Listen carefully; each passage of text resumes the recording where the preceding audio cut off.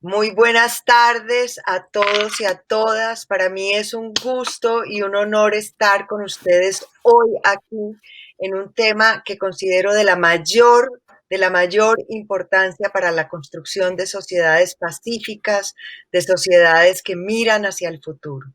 El panel de hoy se llama Mediación de conflictos laborales en Colombia, análisis crítico.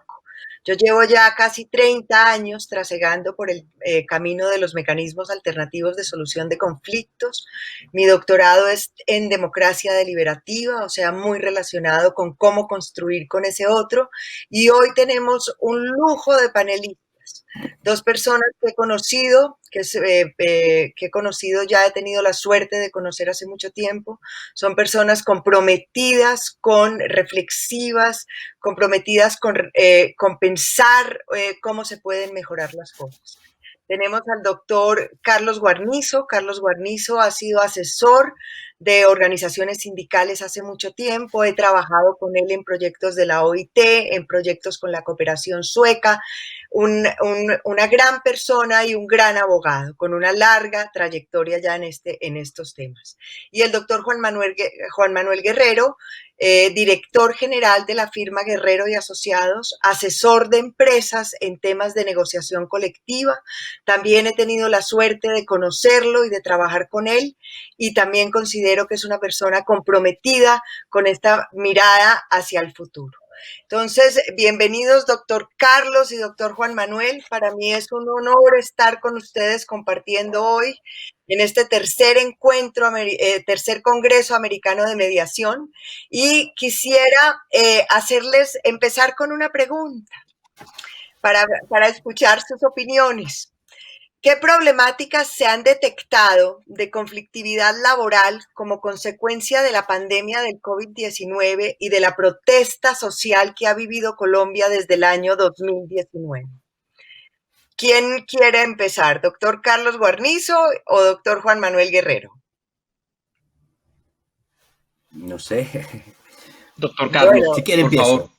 Sí, gracias, bueno, gracias. No, yo creo que la pandemia ha desnudado las debilidades institucionales y las debilidades de una sociedad precarizada, y no ha hecho más que evidenciar lo que ha estado ocurriendo históricamente en el país, y es esa enorme dificultad para encontrar puntos de identidad. ¿Sí?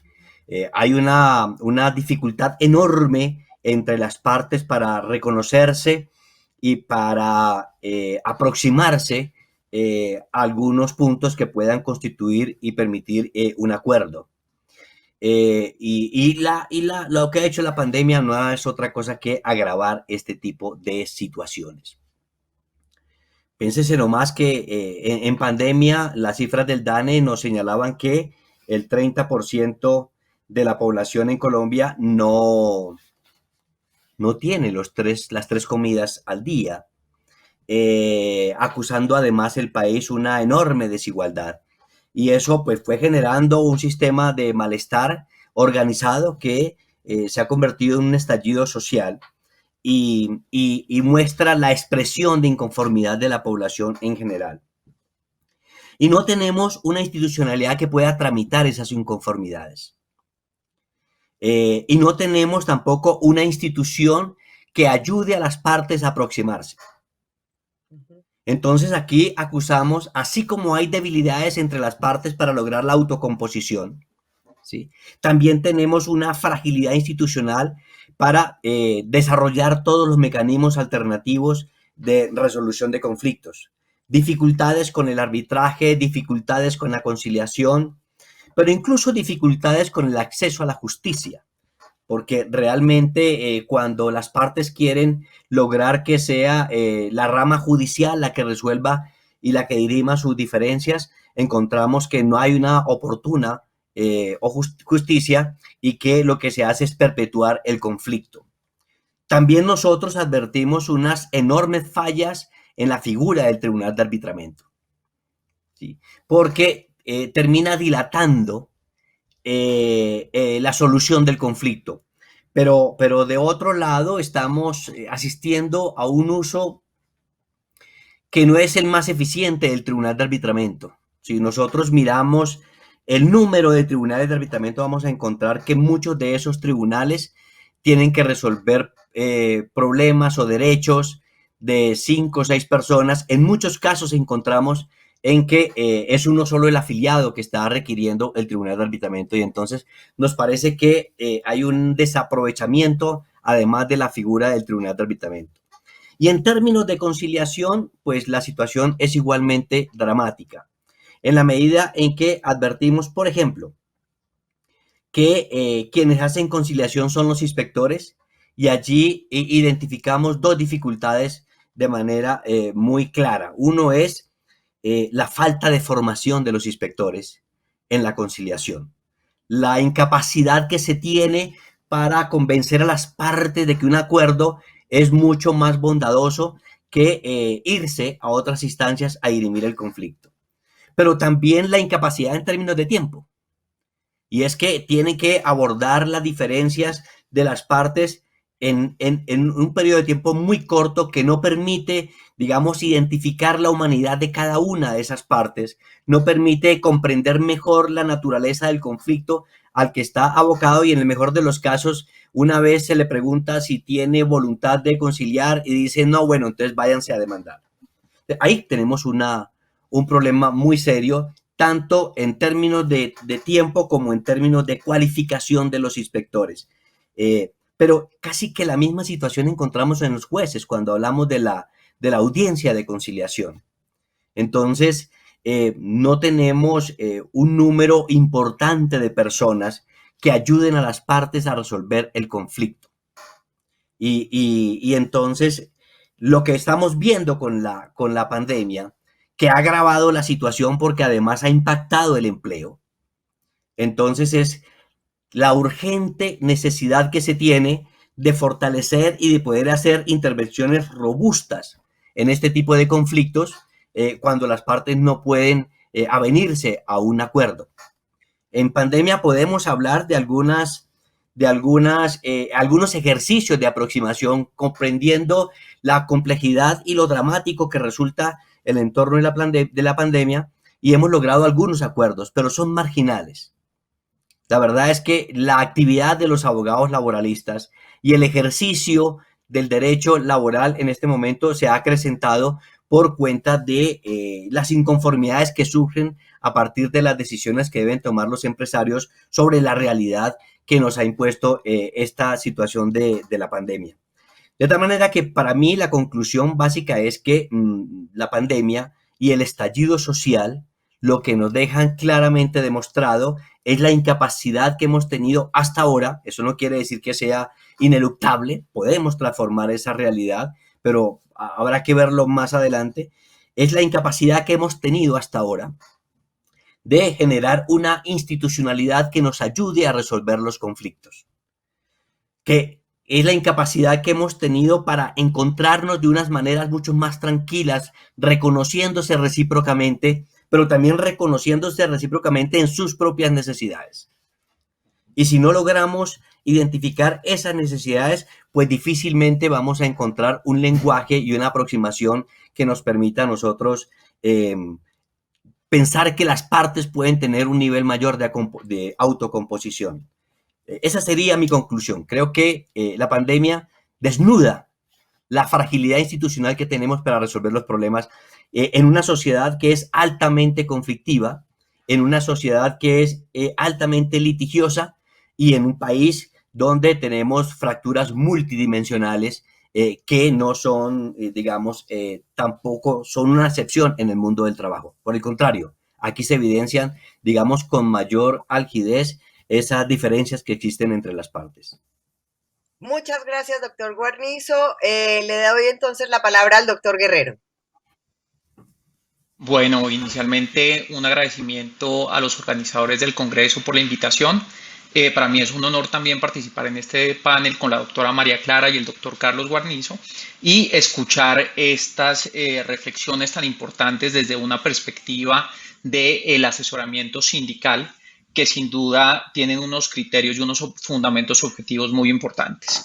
En línea con lo que el doctor Carlos decía, yo considero que el primer impacto profundo que tuvo la pandemia del COVID-19 a nivel del modelo laboral colombiano tuvo que ver con la paralización de varias compañías de sus actividades productivas y operativas, ¿no? Los aislamientos preventivos obligatorios o los cierres que tuvieron que darse a nivel país generaron una problemática laboral que tiene un gran indicador, que es la tasa estructural de desempleo a nivel país.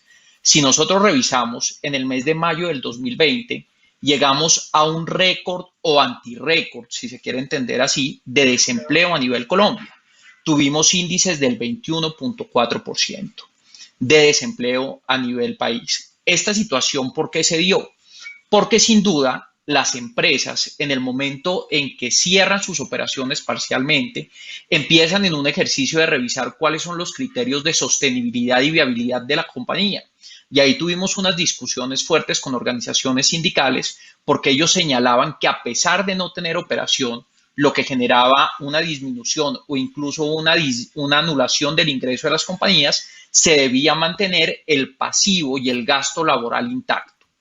Luego, independientemente de esas situaciones, y ahí se identifica, digamos, como la lectura disímil y la dificultad para encontrar consensos que el doctor Carlos señalaba, ¿qué pasó? Las compañías tuvieron que salir a tomar determinaciones en muchas de las ocasiones unilaterales, como por ejemplo, terminación de contratos de trabajo segmentadas o incluso colectivas, suspensiones de contratos de trabajo, algunas por acuerdos de licencias no remuneradas, otras por una condición de fuerza mayor, de un hecho imprevisible e irresistible para las compañías que impedía la realización de actividades operativas, temas y acuerdos temporales de reducción de salarios y de beneficios extralegales a nivel individual y a nivel colectivo con sindicatos, incluso con colectivos de trabajadores no sindicalizados.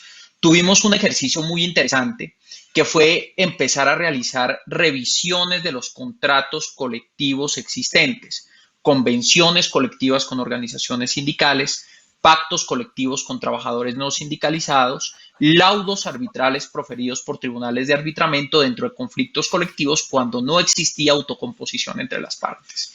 Y por supuesto, debido a la crisis que tuvieron las compañías a nivel financiero, esas acciones de revisión o esas conversaciones con los interlocutores dueños de los acuerdos colectivos de trabajo, especialmente con las organizaciones sindicales, estaban encaminados a encuadrar el gasto laboral de los beneficios extras a los de ley a la real situación financiera de la compañía. Como lo dice el doctor Carlos, en muy pocos casos tuvimos la posibilidad de llegar a un consenso en una situación real que además era conocida por todos. Y aquí entonces uno empieza a evidenciar que existen unas en las partes de cara a la información que se suministra dentro de las conversaciones para regular los colectivos. Esta desconfianza entre las partes impide una autocomposición rápida. ¿Esto qué generó? Esto generó un incremento en la litigiosidad laboral y la agudización de una problemática de la congestión judicial a nivel país. Y aquí hay un dato que es muy diciente, porque hablo de una agudización de esa litigiosidad y de esta congestión judicial, porque los procesos laborales que se llevaron a nivel judicial incrementaron de 217.926 procesos laborales en el año 2014 a 229.672 procesos en el año 2018. Luego, ya traíamos nosotros un rezago importante de problemáticas en la resolución de los conflictos laborales a nivel judicial. ¿Y por qué hablo de problemática? Porque, de acuerdo a un estudio que hizo la Corporación Excelencia de la Justicia en Colombia, un proceso ordinario laboral demora en decidirse en el país aproximadamente 458 días. Luego, el tema de la aplicación y el llevarle a las personas real justicia con esa demora en la resolución de temas judiciales, pues es muy compleja. Esta situación se incrementa y se agudiza y ya lo estamos viviendo. No han sacado todavía los últimos indicadores como consecuencia de las controversias que tienen sindicatos y trabajadores por las decisiones laborales que se llevaron a cabo durante los periodos de restricciones de operación de las compañías en medio de la pandemia del COVID-19. Esto me permite a mí llegar a una primera conclusión, y es que de golpe en los próximos años en Colombia la real justicia la encontremos no a nivel judicial en la decisión de la jurisdicción ordinaria laboral de estos conflictos laborales, sino en repensarnos el modelo de conflictividad laboral en Colombia y poder establecer mecanismos más efectivos de autocomposición o de heterocomposición, como es la mediación. Pero definitivamente hay que trabajar en una credibilidad de esos mecanismos. Ya después les voy a comentar un par de situaciones que tuve que vivir donde realmente esa pérdida de credibilidad institucional que tiene el país en este momento afecta una introducción dentro del sistema laboral colombiano de estos mecanismos alternativos de resolución de conflictos.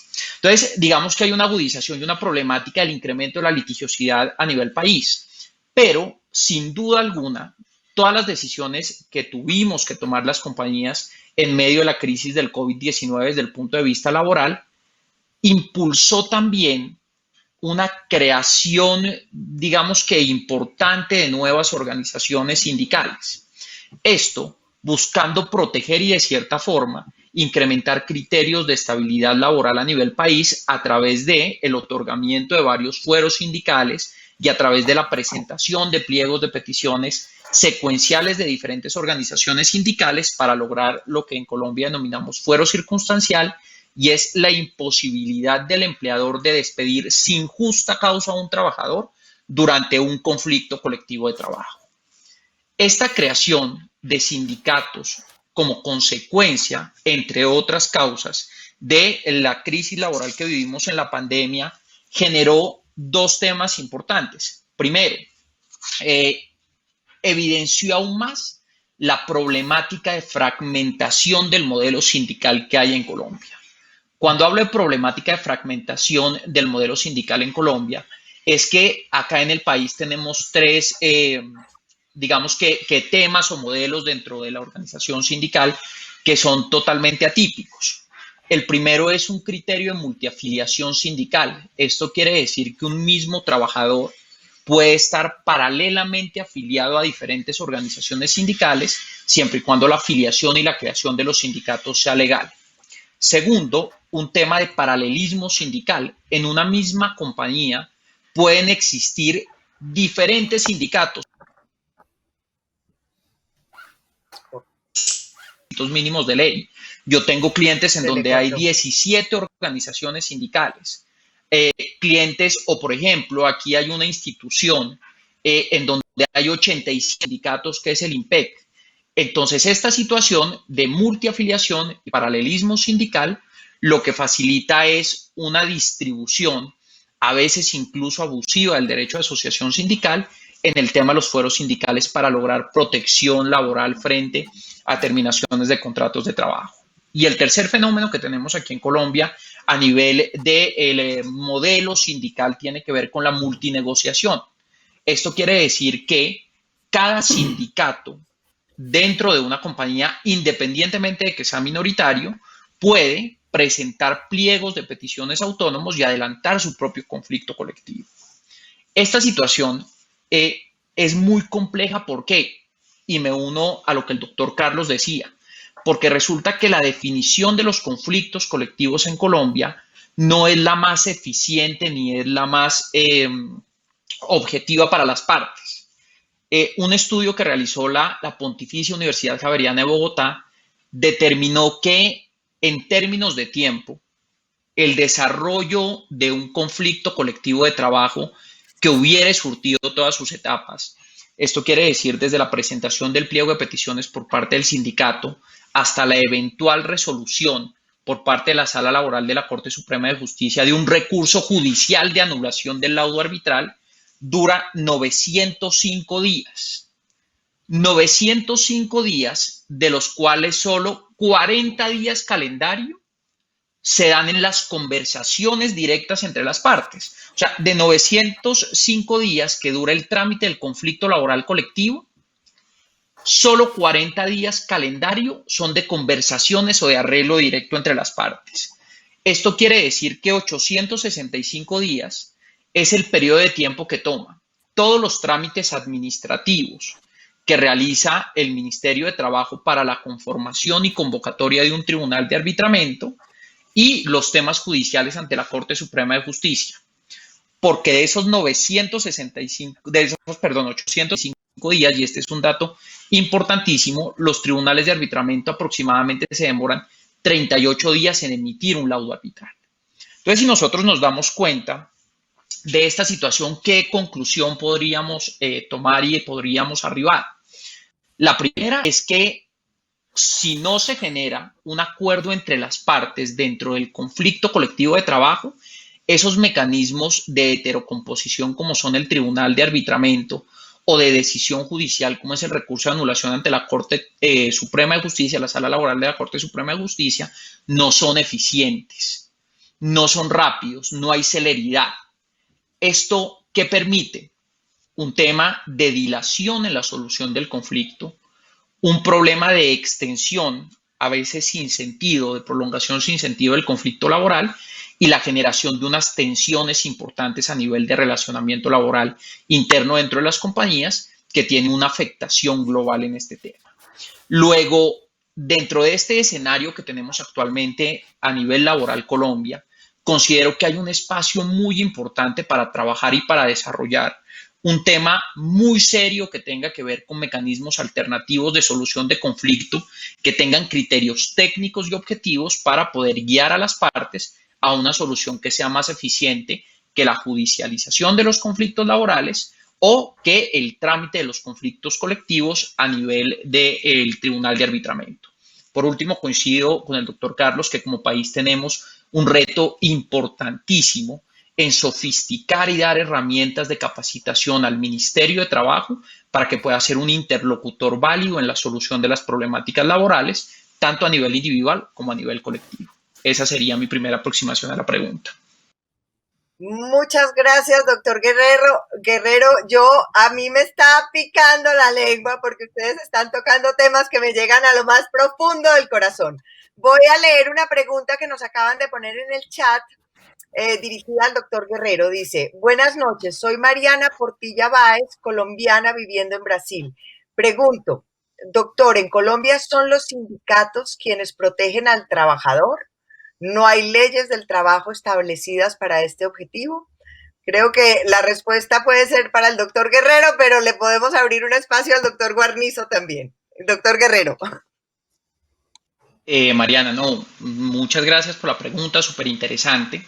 Y mira que aquí existe un tema, digamos que de una estructuración de leyes laborales que le dieron un nivel de protección normal al trabajador frente a las terminaciones de los contratos de trabajo, sobre todo cuando se trataba de aforados sindicales, sea porque fueron creadores del sindicato, sea porque se adhirieron en el periodo de tiempo transcurrido entre la creación del sindicato y su registro ante el Ministerio de Trabajo, sea porque son directivos sindicales o miembros de la Comisión Estatutaria de Reclamos. Y en Colombia teníamos hasta el año 2000 un criterio de representatividad a nivel sindical que respetaba el criterio de mayorías y de democracia representativa, ¿cierto?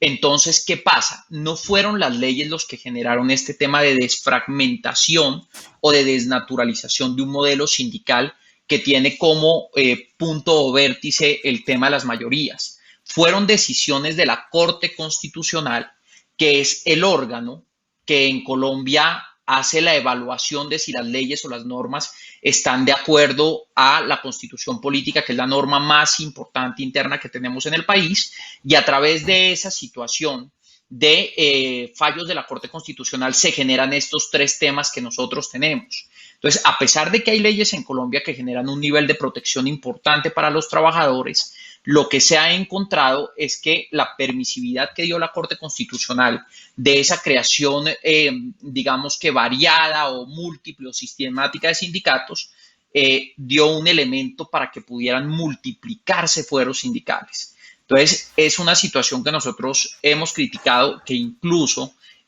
con algunos interlocutores del tema sindical decimos, este modelo de fragmentación sindical perjudica al sindicato porque le quita solidez e importancia a un interlocutor sindical fuerte, amplio, que represente mayorías y se quedan en peleas de atomización de sindicatos chiquitos, ¿no?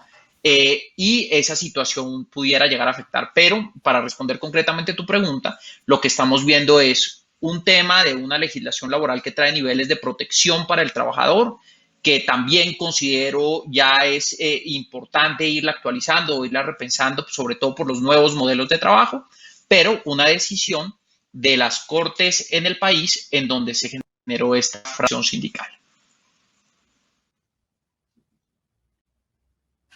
Muchas gracias, doctor Guerrero. No sé si el doctor Guarnizo quiere añadir algo a esta pregunta de Mariana y ahora les leo un comentario de ella. Sí, yo creo que efectivamente la Corte generó una situación de pluralidad sindical y de pluralidad de negociaciones colectivas, pero eso tiene un trasfondo material mucho más gravoso y es la extendida precarización laboral que hay en Colombia. Y entonces los trabajadores se encuentran en esta figura que por supuesto desfigura el derecho de asociación como tal, en la medida en que no logran realmente una incidencia como se logra con un gran sindicato fuerte y poderoso y donde se puedan construir acuerdos sólidos y perdurables, tratan a través de esta pluralidad de sindicatos lograr un mayor nivel de estabilidad laboral. Yo creo que la forma de resolver eso y de atender eso es garantizando una mayor estabilidad en los trabajadores, otorgándoles un mayor nivel de seguridad, generando mayores niveles de confianza. Y creo que la forma de superar esta dispersión sindical, sumada pues a la marginalidad del movimiento sindical, porque también debemos señalar que en el 99.4% de las empresas en Colombia no hay trabajadores organizados. Hay que señalar eso, hay una marginalidad muy preocupante, o sea que el derecho de asociación en Colombia es un derecho muy marginal. La forma de resolver esto, pienso yo, que es de un lado fortalecer los procesos de negociación, pensar en este caso, por ejemplo, en la negociación por rama, ¿sí? Esto reduciría ostensiblemente la proliferación de conflictos a nivel de la empresa en la medida en que los trabajadores de un determinado sector pueden ver resueltas o protegidas sus derechos y legitimados a través de un acuerdo con el gremio que corresponda sus condiciones de empleo. Yo creo que ese es uno de los elementos que tenemos que promover, la negociación por rama. El Código Sustantivo del Trabajo tiene una devoción por el marco y por el ambiente de empresa y no se compadece con las lógicas de la globalización y con las lógicas de la reorganización del trabajo y de la producción. Hoy nosotros hablamos de producción sectorial, ¿sí? Entonces también tenemos que pensar nosotros en una forma de negociación sectorial que resuelve, atienda las realidades de la producción en Colombia, ¿sí? Nosotros vemos que los bananeros, los palmeros, la caña de azúcar, se encuentran en algún momento todo el sector y negocian como industria todas las condiciones de comercialización. Pues bien, eso no ocurre a nivel de la negociación con los trabajadores. Y hay un diseño del negocio que perjudica enormemente las posibilidades de negociación en la medida que la producción, como no es lo más atractivo en todo el espectro del negocio, pues genera unas presiones hacia abajo de los salarios y genera unas mayores dificultades para encontrar acuerdos. Yo creo que la negociación por rama es una de las bondades que nos podrían permitir atender mejor ese nivel de conflictos que hay más allá. Por supuesto, coincido con que hay que revisar el tema de los tribunales de arbitramiento, con que hay que hacer una intervención robusta. Incluso habría que pensar, el estudio al que hace referencia el doctor Juan Manuel Guerrero lo hicimos a instancias del proyecto sueco, que hizo la Universidad Javeriana, se hizo a instancias del proyecto sueco, y allí hemos explorado la posibilidad de que haya un instituto de mediación laboral que no solo intervenga los conflictos colectivos, sino que prevenga los conflictos colectivos. como ocurre en Estados Unidos con el Servicio Federal, como ocurre en el Reino Unido. María Clara, hemos trabajado con muchos institutos de mediación en varios lugares del mundo, y entonces eso permitiría una especialidad de personas, de un número importante de personas. Nosotros creamos una red de mediadores.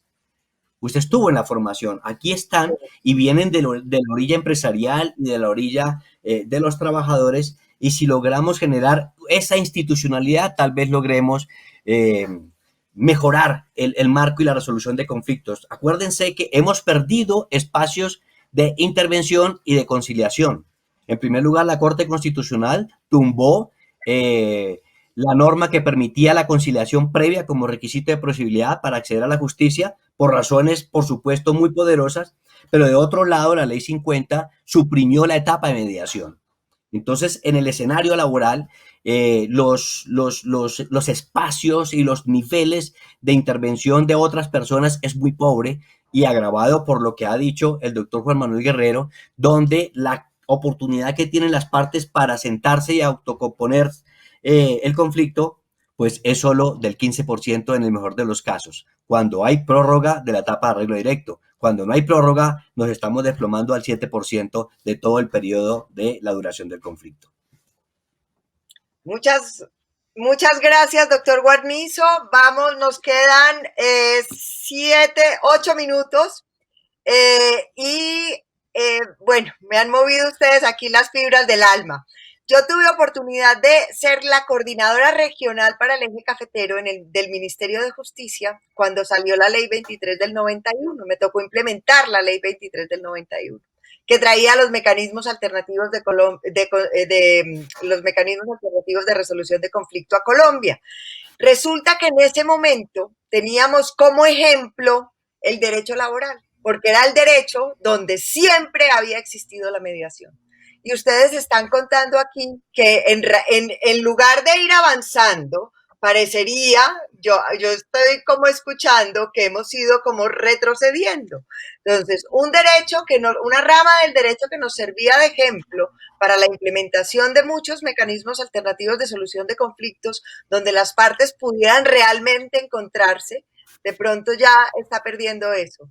Entonces, mi pregunta va hacia allá. Obviamente no tenemos la bolita mágica, pero yo sí quisiera preguntarles cuál sería su sugerencia para fortalecer y para recobrar ese liderazgo del derecho laboral en este tema de la mediación, en este tema del encuentro entre las partes del conflicto.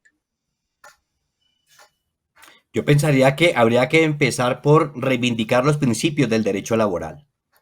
Y en ese sentido es necesario desarrollar políticas públicas para recobrar la formalidad laboral. La informalidad en el trabajo es una de las grandes deficiencias que tenemos y una de las grandes causas de la conflictividad, pero también de la baja productividad y también de la violación de derechos. Entonces, si pensamos seriamente en la formalización laboral, además que hay resultados que nos sugieren que un trabajador formalizado es mucho más productivo que un trabajador informal. Entonces vemos las bondades tanto en el cumplimiento de derechos como en aumentar la capacidad productiva de las empresas. Y por supuesto, intervenir las distintas opciones de solución de conflictos, como es el tribunal de arbitramiento, como es la conciliación, e incluso revisar la capacidad y la eficiencia de la rama judicial en la solución de los conflictos laborales. Gracias, doctor Guarnizo. Doctor Guerrero. Bueno, María Clara, no, a ver, digamos que aquí lo primero que uno tiene que hacer es hacer transparente el sistema laboral colombiano, ¿no? Digamos que casi que poner sobre la mesa cuáles son los errores y los aciertos del sistema laboral que tenemos y empezar a repensarlo de cierta forma. Por ejemplo, la satanización de modelos legales, que algunos los denominan precarización laboral, pero que generan empleabilidad formal, como lo es el de las empresas de servicios temporales, como lo es el de los contratistas independientes. Hay que darle una discusión técnica de fondo. Por supuesto, desde el tema político, pero también desde recuperar la empleabilidad a nivel país, que ese es el reto más importante que vamos a tener en Colombia durante los próximos años. Pero como esta situación laboral va a estar discutida en el país, es claro que nosotros necesitamos implementar o utilizar estos mecanismos alternativos de resolución de conflictos para poder hacer una justicia a nivel laboral más eficiente y más óptima. Y desde ese punto de vista, yo propongo básicamente tres cosas, y en una coincidimos con el doctor Carlos y tenemos que empezar a trabajar en esa idea. Lo primero es hacer un proceso pedagógico de los diferentes actores laborales. Cuando hablo de actores laborales es empleadores, agremiaciones, sindicatos, el mismo gobierno, el mismo Ministerio de Trabajo a todos sus niveles, para poder, digamos que convencer de que la mediación laboral, en el caso que estamos hablando, es un mecanismo importante para la resolución de conflictos. Y aquí quiero contarles una experiencia que me tocó vivirla personalmente en el año 2017.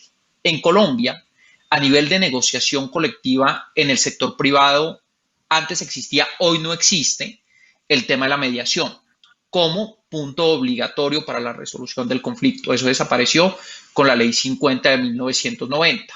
Pero existe una norma en el sector público que dice que cuando se agote el tiempo de conversaciones directas entre las partes, obligatoriamente tiene que irse a un mediador. En el 2017 tuvimos un conflicto colectivo con la federación sindical más importante que hay en Colombia, que es la Federación de Educadores de Colombia, no únicamente por el número de afiliados a esa federación sindical, sino también por su participación política y la robustez económica que tienen. Y resulta que cuando se acaba la conversación directa entre las partes, ellos inician un paro. Nosotros, agotado ese tema, le decimos, es hora de convocar al mediador para que plantee fórmulas específicas con responsabilidad fiscal y económica para solucionar el conflicto. Y fue la federación sindical más importante que hay a nivel país que rechazó la mediación. Luego, ahí uno intuye y concluye que hay que hacer un ejercicio pedagógico importante para poder vender muy bien y con realidad los beneficios de estos mecanismos alternativos de la solución de conflictos. Segundo ejemplo que se dio el año anterior, sector minero.